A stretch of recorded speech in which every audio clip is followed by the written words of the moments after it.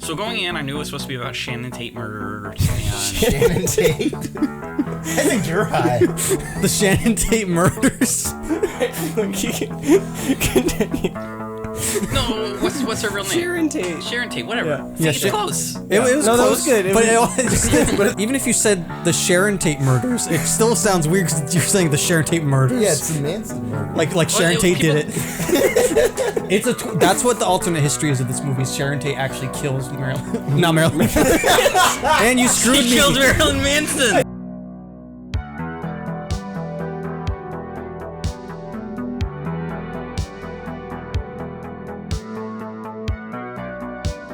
Welcome back.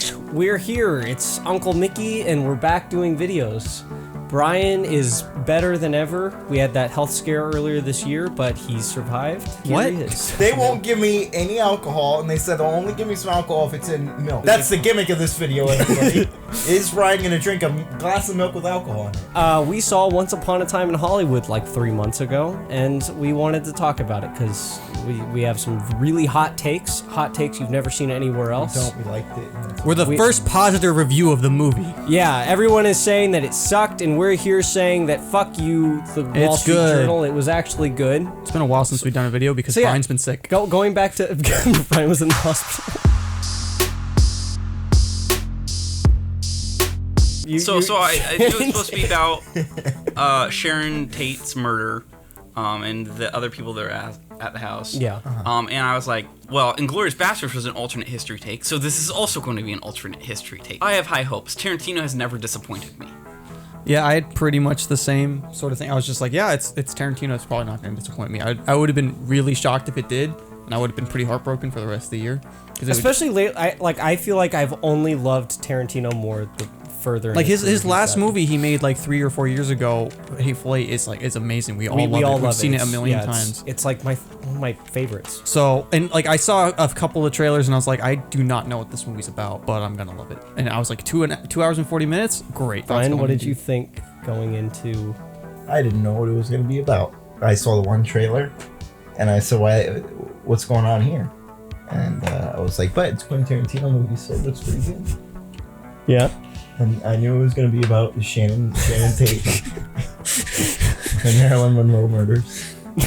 Marilyn Monroe, she murdered me. But no, I was excited because I was like, listen, Hateful Eight, it might be my favorite Tarantino movie without me knowing it because I watch it like once a month. So I went into it possibly my favorite way to go into a movie. I had not seen a single trailer.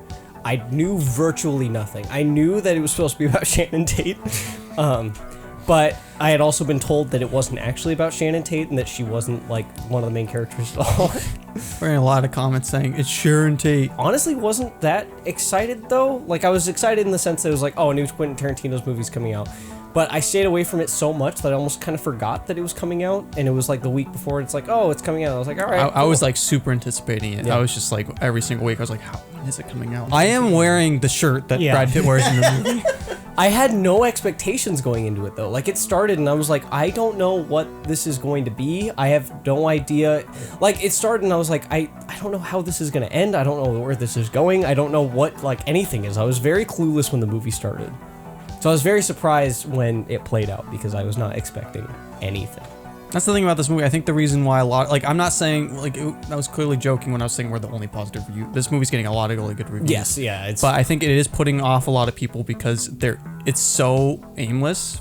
Like Yes. like initially, like you're sitting there, like 40 minutes in, you're just like there is no plot to this movie. Which a lot of Tarantino movies are like there that. There also is a plot though. Like I don't know. It doesn't aimless. feel like there's a main plot. Well, no, Yes. so the thing. Well, again, but we watch a lot of movies, and there's a lot of movies like this that we all love that are it's just characters, and that's all you really need for a movie. Yes. And that's what this movie is.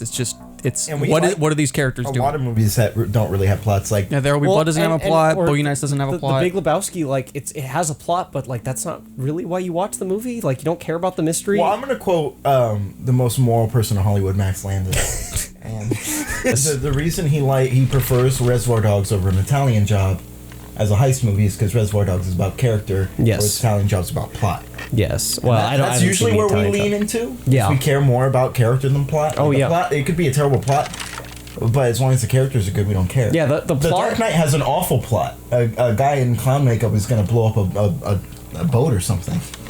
The Dark Knight Rises is a terrible plot. And There Will Be Blood's another great example. Like, the plot, it's fine, but... There is no plot to There Will Be Blood. But the thing that's interesting is Daniel Plainview, and that he's a great character, and it's just interesting seeing him Every interact character with in that other movie is people. great, yeah. Yeah. And yeah, that's what I would say walking away from it. I was just like any other Tarantino movie I was walking away, I was like Cliff Booth and Rick Dalton, like they're just great. Like I just wanted more of them, you know? What's the second? So it's thoughts going into it, then where do we go? I've Then literally it just, forgot. it just And then it just turns into random bullshit. Yeah. That's great. Okay.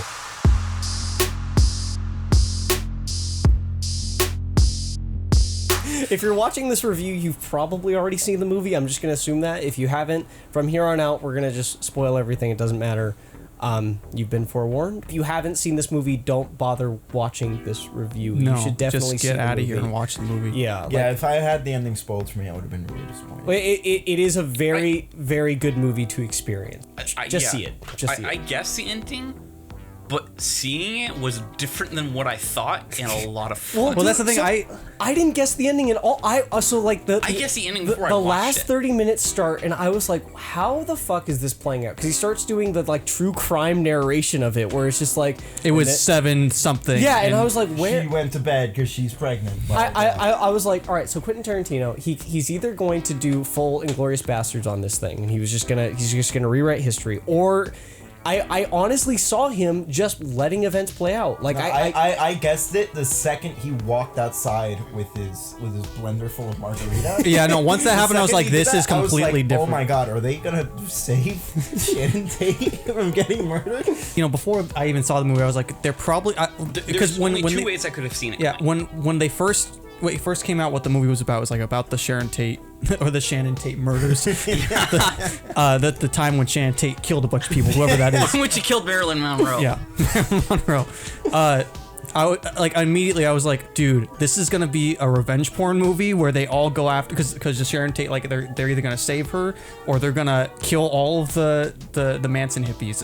Yeah, And that's just gonna be the movie. Is Brad Pitt and Leonardo DiCaprio are like, I loved Sharon Tate, she was awesome, I'm just gonna go kill all these hippies. Yes, see, that's what I saw too. Because I was like, you can either do it as revenge porn, where it's like, Shannon Tate gets murdered like a third of the way in the movie, and then the rest of the movie is Leonardo DiCaprio and Brad Pitt trying to kill Charles Manson and Marilyn Monroe. Yeah, I was like, it could go. I can see why people don't like it though, because like we said, if you're not completely on board with movies that don't really have a story or a plot or an overarching thing, because this movie wastes a lot of time. You gotta feed the dog because it's set up for how trained it is. Also, it's a great scene. Like, It's also I love just great because that scene. you learn so much about Brad Pitt and just how he lives and how he cares about as things. someone that loves the I hear movie, you cry, I'm gonna throw it all in the trash. there's still stuff that I think I would cut. The thing I always point to is Brad Pitt fixing the antenna on top of the house. Like, that whole scene can be The whole cut. scene with Bruce Lee is completely unnecessary. It's unnecessary, but it's great. It's a good scene, but it's also completely unnecessary. I know it's unnecessary. I'm just saying I wouldn't cut it because it's great. My only complaint about the movie is the thing that a lot of people are talking about, where he beats the living shit out of Bruce Lee. He's not beat the living shit. Like, dude, like, Now you're sounding like Bruce Lee. no, but dude, I'm just gonna, like, if you're gonna make an argument But against it, he's winning the fight. he's winning the fight. And But, so it's just in context, he's beating the shit out. He's winning the fight. yeah. And it's like, why do you have, especially a guy who loves Bruce Lee, Quentin Tarantino clearly loves him. And he knows everyone loves him. Why did you put a scene in where his main character beats up Bruce Lee? Yeah. I don't know. And the only reason I 'Cause it was see fun. it is because they mentioned earlier with Rick Dalton, where it's like, oh, your character, you serve to help other people's careers. The new guy beats the shit out of Rick Dalton, and it makes that guy look like a badass. And it's like, okay, well, we have a scene in the movie where Cliff Booth beats the shit out of Bruce Lee, and it's like, oh, he must be a badass. Yeah. Because he beat up Bruce Lee. They also established earlier on he was in Green Hornet. Yeah. Rick Dalton was. But like the fact that it's like, okay, this character can beat up Bruce Lee, the cameras are off, it's not a scripted thing, he's beating him up. At the end, it doesn't matter that he's high on acid, it still makes sense that he could beat the living shit out of these people Yes. because he's a badass. Yes. Yeah. That is the purpose That's of probably that scene. yeah. That's the purpose. So the fight, I don't think is. Yeah, I don't care that he beats him So up. I think it's the that way is- that Bruce Lee is portrayed. Yeah, I think the he- more he that looks is like what. a cop. Yeah, no, The- that is my big like. If I was gonna have an issue with that scene, it's It not. is- I don't it is care that Brad how- Pitt beats him up because it's Bruce Lee. He's a TV fighter. Who cares? Anybody who ever knew Bruce Lee said he was one of the most nice. Well, that's humble- the that's the. Well, yeah, problem that's what's that I weird have is, with is it, Bruce Lee that is like a douchebag. in He's a this. complete cock in the movie. Like, He's like I would beat up Cassius Clay and I would just break his legs because I don't want to kill him. but he's complaining about how he can't like kill people Yeah, in fight he's just tournaments. like- I don't give a fuck that you changed how the Manson murders happen because they're Yeah. evil. They're bad guys. Like Yeah. you can kill them however you want. it's like killing Hitler. But like, it's Bruce Lee. Bruce Lee's he's not Hitler. He's Bruce Yeah. Lee. So I don't Yeah, know. I- That whole, and especially since it's a completely unnecessary scene, I don't like it. It's odd to me. I For sure. also wouldn't call it an unnecessary. I still think you needed a scene like that to establish the ending. Like, You're establishing that. That's also the scene that establishes that Cliff Booth probably killed his wife. It also establishes why Cliff Booth is not with Leonardo DiCaprio. Because you sit there and he's just like, Yeah. no, he's not allowed. And it's like, okay, why are these two characters separated for 40 minutes of the movie? Yeah, I You know? would say if I could change one thing in that scene, it would just be how he is portrayed. Because Quentin Tarantino, he goes through extensive lengths to portray other people in Hollywood in a good light. Like Roman Polanski, he doesn't do anything with him. He just he obviously respects Roman Polanski. Oh yeah, he's just like Roman Polanski, the greatest man. Sharon Tate is treated with a lot of respect. I know a lot of people don't agree I think with it's that. Sharon but Tate. Quentin Tarantino's shown real people, like Goebbels is a character in Inglourious Bastards. You have Violently Hitler. murdered with a machine gun. Yeah, but in like those characters, they get more lines, but they especially in Inglourious Bastards, Quentin Tarantino turns them into a farce. Like Hitler is a comic character, where he's clearly trying to show Sharon Tate respect in this movie. Like he's just trying to this is how she's an innocent victim. You can tell that he feels bad about what happened. Like he is sad that she was murdered. It's really setting up for you to think, oh man, it's gonna be really tragic when she gets murdered. Yeah, the Because they movie- make her a really likable Yes. person. I have a second complaint. I didn't like Brad Pitt's shoes in most of the movie. Those Oh were yeah, for most of the nonsense. movie, he's wearing like Indian shoes. The worst shoes. Like he stole them from an Indian person, Is like this from a a complaint that we have in our review. He had cool shoes later though. When he killed all those hippies, dude, he had cool shoes. Rick Even the Dalton complaints is are one of good. my favorite characters in recent memory. Rick Dalton's Dalton is great. such an amazing character, and Especially with all the marketing. I know you didn't see any of the trailers, but if you look at all the posters, it just looks like a cool. Come on, Leonardo don't- Yeah, DiCaprio dude, you think character. Leonardo DiCaprio is being a cool, slick dude, but the whole time Don't he's cry, don't- he's crying. don't cry. Don't in front cry of in front of the Mexicans. He's crying, he's bitching, he's complaining, he just whines the whole movie. This movie is that's another thing. This movie's hilarious. It's probably the funniest. It is one of the Tarantino best movies. comedies that I've seen this year. Like, or so He cries describing a book. it's one of those scenes that Uncle Mickey definitely wishes that it wrote because it's just like Mm-hmm. that is like our favorite type of scene, talking about something that he did, like the main character does not realize is about him, but it is about him, and he starts The second realizing. he realized that he starts crying. Well, that's what I was gonna say. It's like in another movie that would have been really heavy-handed, like telling you the characterization. In this movie, it's like, no, he's just a fucking idiot, and he's crying because he realizes that Well, his life's and terrible. this is how great Quentin Terrible. Tarantino is with stuff like that. Like even the 9-year-old kid who's like a professional actor. Like in another movie, that would have been annoying and not like a funny gimmick at all.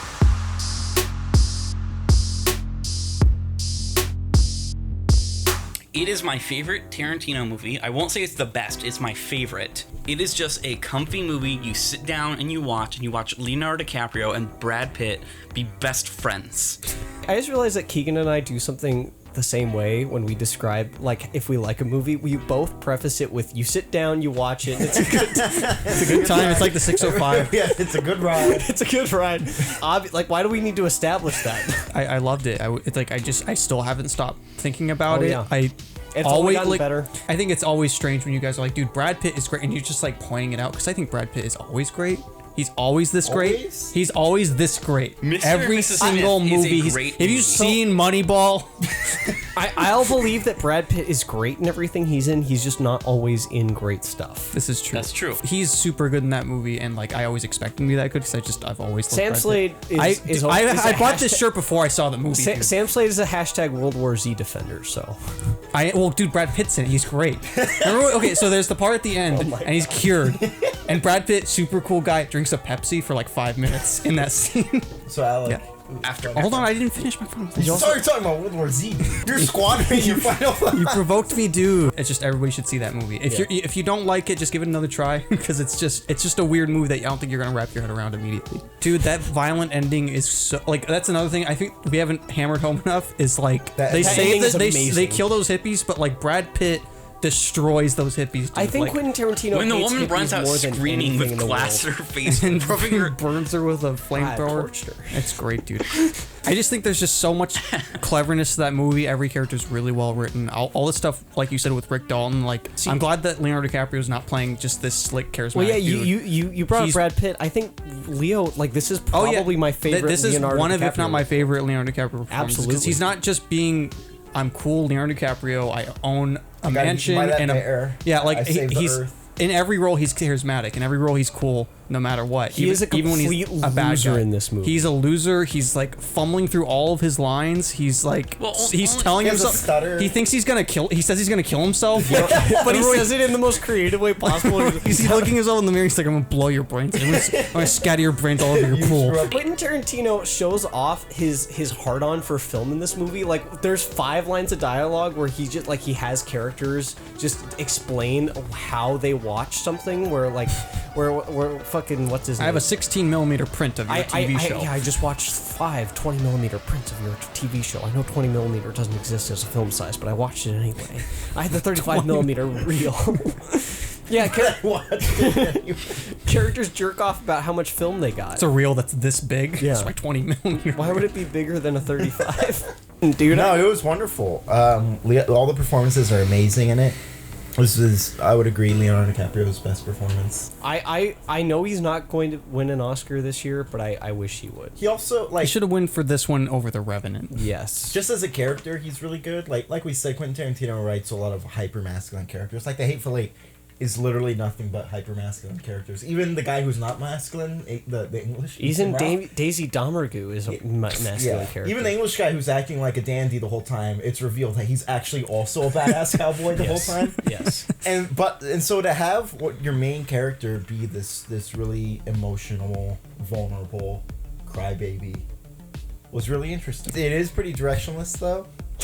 I don't know how on repeated viewings it's gonna play. If you don't embrace the fact that it doesn't have a plot, I think a lot of people aren't gonna. There are a few things that won't play out as well. Like there's a lot of just driving around. Well, I think shots. all the stuff where you I like the driving shots just because they were pretty and it reminds me. Of yeah, but when the you're movie's repeating them, like I remember gorgeous, when I was watching it, I was like, all this stuff that I'm okay with that should be cut out. If I'm rewatching it, I may not be as into it. You know? That's what I'm saying. Yeah. I don't know on repeat viewings how much I'm gonna like it, but right now I love it. Well, right now it's my favorite movie I've seen this year. Oh yeah, same here. It took Endgame and shit in its mouth. Well, is Samuel L. Jackson not? He's not in the movie, isn't he? No. That's He's not in it. Kurt Russell's Oh, yeah. the narrator, dude. Well, they finally saw that interview where Quentin Tarantino. You are not allowed to work with any more black people, Tarantino. You are a freak. Then Jamie, my man, all right, goes to the BET Awards, comes back with Rick Ross. Rick Ross and the whole posse. We all got contact high on the set that day. The whole MG. I've loved it more every day. Like, it's not my favorite Tarantino movie, but it's definitely climbing, and I want to see it again. I think it's great, dude. Yeah, if I had a choice between rewatching it and watching that Tarantino interview where he talks to the black people and it's super embarrassing, I would watch that. I want to please my fans, and I want to please the critics that are my fans. The critics ain't my fans. I don't give a damn. Can we just do a video on that? Like, nobody's talking about that. All right, what were your People thoughts have going talked into about this interview? Well, going into this interview, I really didn't know much about it because you guys just brought it up and I had never heard of it. Yeah, no, Brian brought it up. I had never heard of it. This is what's so shocking about this to me is Tarantino has never all. heard of it? Tarantino has all of this controversy, all this crap. Everybody's saying he's a Nobody's sexist, talking about everything, that. and he's like they say he's a sexist. He uses the N-word too much in his movies, whatever. And I've never once heard anybody reference this interview As like Quentin Oh, Tarantino. dude, I think about the interview every single day. And of then, my life. so my thoughts going into it was, what is this crazy interview Brian's talking about? Like, all right, so my big question didn't is, meet your expectations, dude. Or did It exceed surpassed them infinitely, dude. Because Get me a glass of milk it was always. Are you? Do you really want to drink the milk, dude? for my vodka milk, dude. You're gonna drink vodka and milk. We'll drink it after. We didn't bring it up like at all during You the said video. that it was gonna be the end. No, of the it's video. gonna be the end of the videos, Brian. I'm gonna be out of frame now. It doesn't look too bad, dude. You know what? From where I'm sitting, it looks pretty good. How much did you put in here? I put a splash. It's just a splash, dude. It's just a splash. It's pretty good. It's got a funky aftertaste, I'll say that. But going down, it's not too bad. Hold on. It's vodka and milk. How complex can the taste? So it only tastes like milk while you're sipping it. But while you're swallowing it, it That means tastes you like have to vodka. just keep drinking it, dude. You have to sense. beat the aftertaste. Space eggs! I'd actually give this one an 11.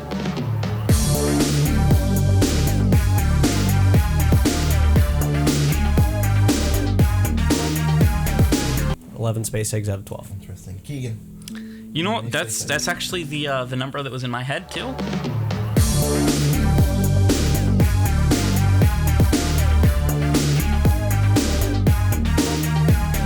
You guys are cowards. 12 out of 12.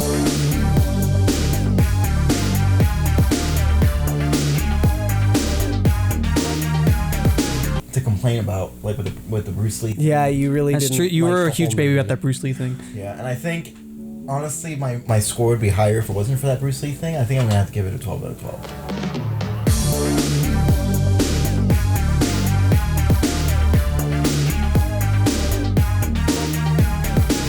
Not since So I would American say- Assassin. Here's what I'm gonna say: just go out, go to the movies, get some milk, get some vodka, and watch Once Upon a Time in Hollywood. That's a good idea. Watch dude. that interview with Quentin Tarantino. Yeah. and Go all find the your black- local theater that serves alcohol. Go up to the bar and say, "I'll yeah, spend." get some milk. With Hey, my vodka. I'll give you $15 if you give me some milk and vodka in it. And you can. And then if you too- don't get escorted out, you're gonna have a good time at the Yeah, movies, good dude. time at the Have a movies. blast. You're gonna be on the 605 of movies. Yeah, Alex, please. I'm telling you, I think we just stumbled upon Let me try it, dude. our masterpiece. That's not. You see what I'm saying? At first, I was like, "Yeah, it just tastes like milk," and then I was like, "Oh, And then the oh." vodka comes in after.